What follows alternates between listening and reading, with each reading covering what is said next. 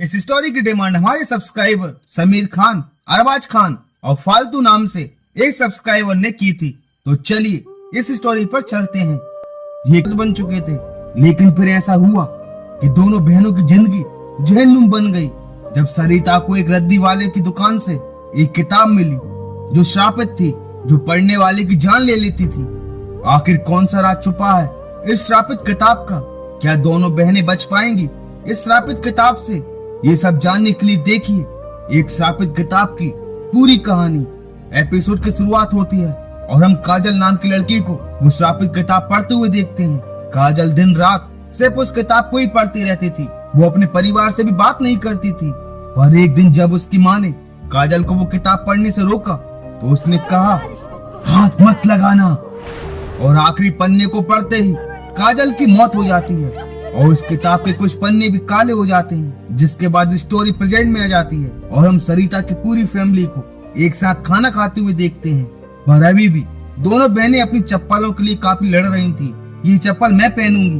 और उनके पिता दोनों को समझाते हैं कि चप्पल लेने कविता गई थी और सिर्फ तुम उसके साथ गई थी, तो चप्पल कविता ही लेगी। मैं ये डिसाइड कर चुका हूँ। अब चुपचाप तुम दोनों खाना खाओ। और अगले दिन कविता चप्पल लेने गई और सरिता एक रद्दी वाले की दुकान पर कुछ बुक्स लेने गई। वो अक्सर यहाँ से बुक्स लेती रहती थी और जब वो अपने पसंद की कोई किताब ढूंढ रही थी कि तभी उसे किसी की आवाज सुनाई देती है जो कह रही थी, सरिता। पर सरिता को कोई दिखाई नहीं देता और तभी उसकी नजर एक किताब पर पड़ती है और वो उस किताब की तरफ आकर्षित हो जाती है और दुकान वाले से वो किताब लेकर वहां से चली जाती है। और जब वो घर पहुंचती है तो वो काफी बदली बदली सी लग रही थी।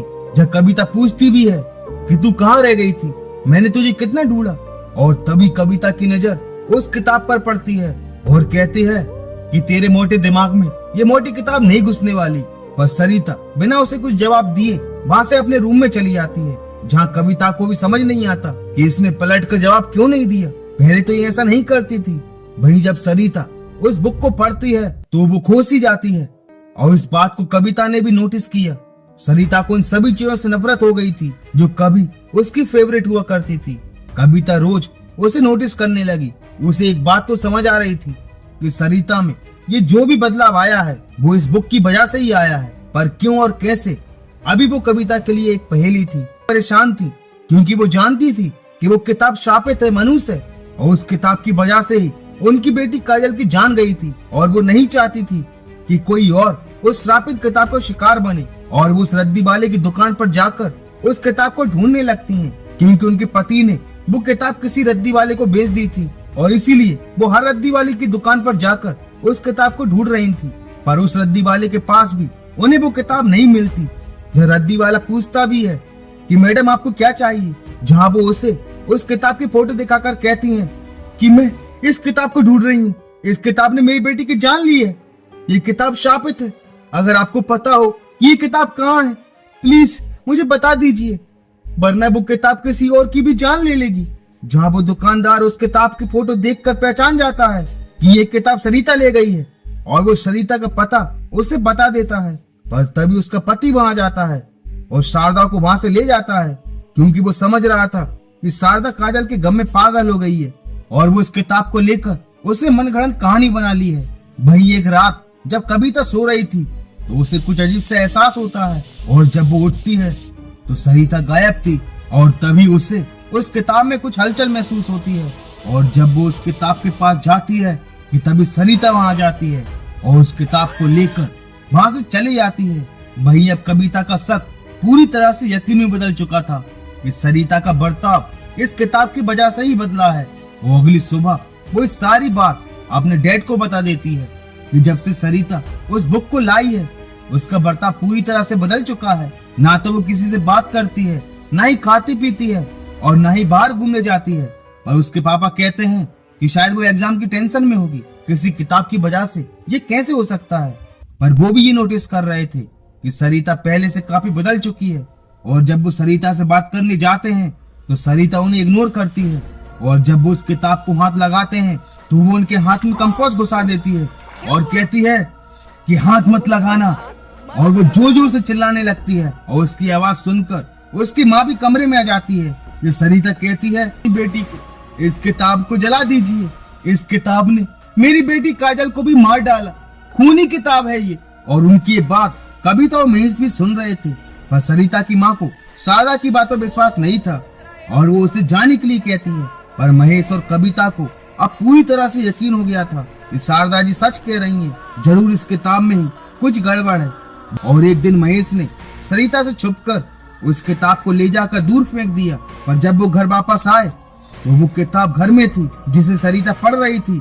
और अब महेश और कविता उस बुक को लेकर सीधे शारदा जी के घर पहुंच जाते हैं, जहां शारदा उन्हें सारी घटना बताती है कि कैसे इस किताब की वजह से उनकी बेटी काजल की जान गई और अब वो तांत्रिक बाबा ही आपकी बेटी की जान बचा सकते हैं। और दोनों उस तांत्रिक को ढूंढने के लिए निकल जाते हैं, पर उनके जाते ही उस तांत्रिक के पास पहुंच जाते हैं, जहां वो उस किताब को देखकर कहते हैं कि ये किताब शापित है, इसे तंत्र मंत्र की शक्ति से लिखा गया है। जिसने इसे लिखा है वो काले जादू का ज्ञाता था और तुम ये 6 काले पन्ने देख रहे हो, ये इसीलिए है क्योंकि 6 मासूम लड़कियां इस किताब को पढ़ चुकी हैं और उन 6 लड़कियों की जान भी ले चुकी है। और इस किताब को आखिरी 7वीं मासूम लड़की की आत्मा चाहिए ताकि इस किताब को लिखने वाला वापस से जिंदा हो सके।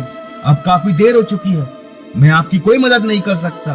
पर दोनों बाबा के सामने काफी गिड़गिड़ाते हैं और सरिता की जान की भीख मांगते हैं, जो बाबा कहते हैं ठीक है, पर इसमें हम सबकी जान को खतरा है। पहले हमें ये पता लगाना होगा कि ये किताब किसने लिखी है और इसके अंदर किसकी आत्मा कैद है। और वो अपनी साधना से ये जान जाते हैं कि ये किताब बलराम ने लिखी है। और इसी बीच सरिता उस किताब को लेकर वहाँ से भाग जाती है, जहाँ वो तांत्रिक कहता है कि सरिता इस किताब को पूरा पढ़ चुकी है, बस कुछ लाइन सी पढ़ना बाकी है। हमें उसे इस आखिरी पन्ने को पढ़ने से रोकना होगा, वरना अनर्थ हो जाएगा। वहीं जब सरिता घर पहुंचती है तो उसकी माँ भी कहती है कि जब तुम्हारी तबीयत खराब है तो बाहर क्यों गई थी और तुम्हें इस किताब को पढ़ने की कोई जरूरत नहीं है, लाओ ये किताब मुझे दे दो। और तभी बलराम और उस किताब की काली शक्ति रूम में चली जाती है। वहीं महेश और कविता उस तांत्रिक के साथ घर आ जाते हैं और सभी जाकर सरिता को उस किताब को पढ़ने से रोकते हैं, जहाँ वापस चला जाए इस किताब में। तभी सरिता कहती है कविता दी मुझे बचा लो, मैं अभी मरना नहीं चाहती। और जैसे ही कविता जाने वाली होती है कि वो तांत्रिक उसे रोक लेता है और कहता है ये तुम्हारी बहन नहीं बलराम की आत्मा बोल रही है। और तभी वो काली शक्ति उस तांत्रिक को कमरे से बाहर कर देती है और कविता उसी रूम में फंस जाती है। पर कविता डरती नहीं है, वो कहती है कि सरिता अपने मन पर काबू रखो, तुम इसके बस से बाहर आओ, ये आत्मा तुम्हारा कुछ नहीं बिगाड़ सकती। बलराम तुम चाहे मेरी जान ले लो पर मेरी बहन को छोड़ दो। और तभी सभी गेट तोड़कर अंदर आ जाते हैं, पर बलराम की आत्मा अब कविता के ऊपर हावी हो चुकी थी। खूनी किताब इस एपिसोड का दी एंड हो जाता है। तो दोस्तों आपकी स्टोरी कैसी लगी मुझे लाइक और कमेंट्स करके जरूर बताना। अगर आप फियर फाइल्स की और भी स्टोरीज को देखना चाहते हैं तो हमारे चैनल को सब्सक्राइब करना मत भूलना। तो मिलते हैं फियर फाइल्स की एक और दहशत भरी and thank you so much for watching this video.